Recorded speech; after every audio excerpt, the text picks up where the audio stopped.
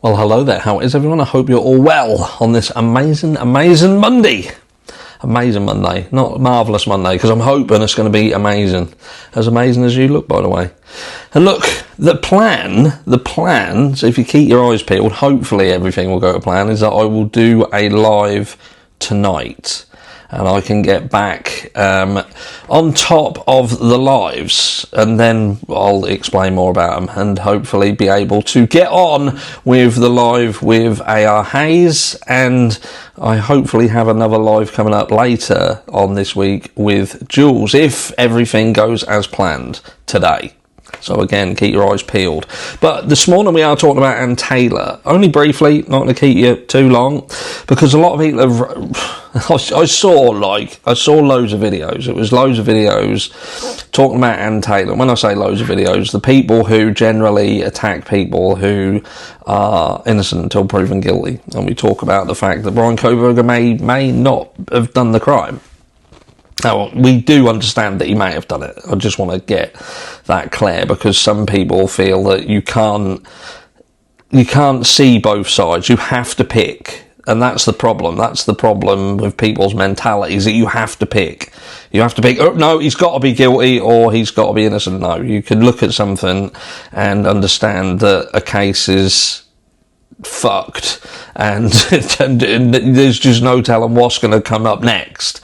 But the thing what I want to talk about specifically is Ann Taylor. Ann Taylor, and the fact that many believe that Ann Taylor referenced the fact that Bryan Kohberger's car was indeed at the scene of the crime, and they're losing their fucking shit over it. But these people are the people who haven't been following and paying close enough attention, because Ann Taylor has never turned around and said that Bryan Kohberger wasn't in Moscow, Idaho. She's never said that he weren't there. The issue you have is that Ann Taylor has always said that Bryan Kohberger was not there at the time of the crime. At the time with which law enforcement are pushing that this crime took place, Ann Taylor is stating, my client was not there at this time. And this is where we get into the realms of not being able to prove someone done something. So you start fabricating evidence and trying to reverse engineer a case. Now, we said that Bryan Kohberger, or many of us have said that, you know, Bryan Kohberger, if he walks, it could be on a technicality. And when I talk about I'm not talking about the royal we, as in harsh is we. I'm talking about, I actually get in and speak to people in the community. You know, I speak to people who leave comments as much as physically possible, and I speak to people via email.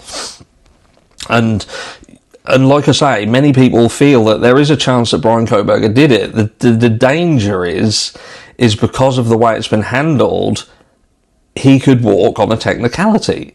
And this is what we're talking about. The only person who knows what happened in the Idaho 4 case is the person who did it now. Because I don't think we can trust the witnesses, should I say, in terms of Dylan Mortensen and Bethany Funk. I don't even know if either of these two were in that house that night. Maybe Bethany Funk was just asleep and didn't see or hear anything. And that's the point. The exculpatory evidence is perhaps that at the time where they're trying to push that this happened, she didn't hear a fucking thing. She didn't hear. Was you awake at X time? Yes, I was. Did you hear anything? No, I didn't hear a damn thing. Do you know what I mean? But earlier on in the night, I heard what sounded like arguments and fighting. Perhaps. But the point being, if they're trying to reverse engineer a case against someone, this is the issue. Now, Bryan Kohberger could have done this crime, and he could have done this crime earlier on in the evening, say. Earlier on, much earlier. But because they couldn't prove that then, but later on in the evening, they then have things that they can put together, you then, do you know what I mean? You go down that route of, right, we're going to say that the crime took place at 4 o'clock, you're going to be a witness for us, you're going to say that you saw someone, approximately yay high, bushy eyebrows, whatever you want to say, do you know what I mean? And we're going to tie it into this white Hyundai Elantra. But the downside is the white Hyundai Elantra then turns out that it's not the right white Hyundai Elantra. It's a different white Hyundai Elantra. It might even be... No, we still don't know what car the DoorDash car was. We don't know who was the DoorDash driver. We don't know what car they were driving. We don't know anything about it. But surely that must have been caught on camera. That must have been caught on some footage. We got Linda Lane footage. We got this footage, that footage, the other. But we don't have anything to do with the DoorDash. Nobody knows what car they were driving. We've got various people who have said that they had ties into a white or silver Hyundai Elantra. You've got the Chrysler 300 issue with the Linda Lane footage, where it doesn't look like it's the white Hyundai Elantra circling and circling around, which it seems to be what people are trying to push in the Bryan Kohberger situation.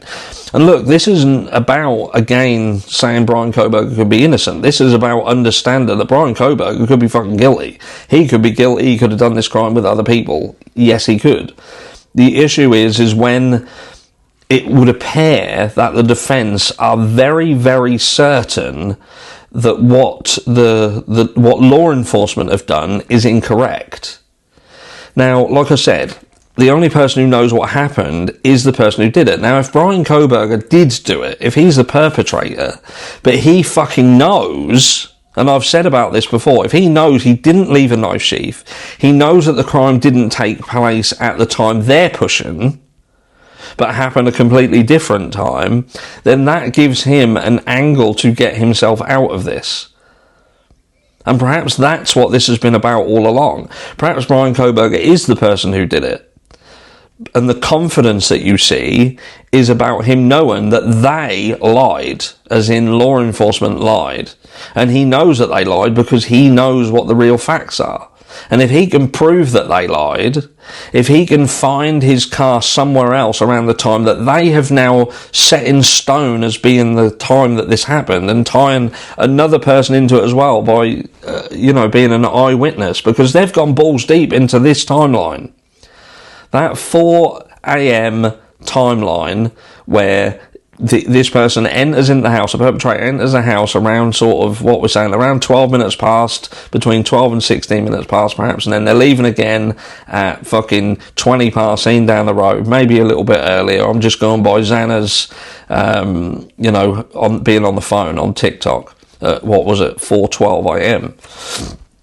So you've got some big issues there because they have gone balls deep into that, despite the fact earlier reports would say that the crime happened between 3 and 4, even going back earlier than 3 a.m, which would have made more sense. But look, at the end of the day, we are where we are. Did Ann Taylor fuck up by saying that Kohberger's car was in the area? At the end of the day, she's never said he weren't in the area. She has always said that he just weren't in the area at the time of the crime. Now, you've got to let me know down below. Do you think that the crime did genuinely happen at this time?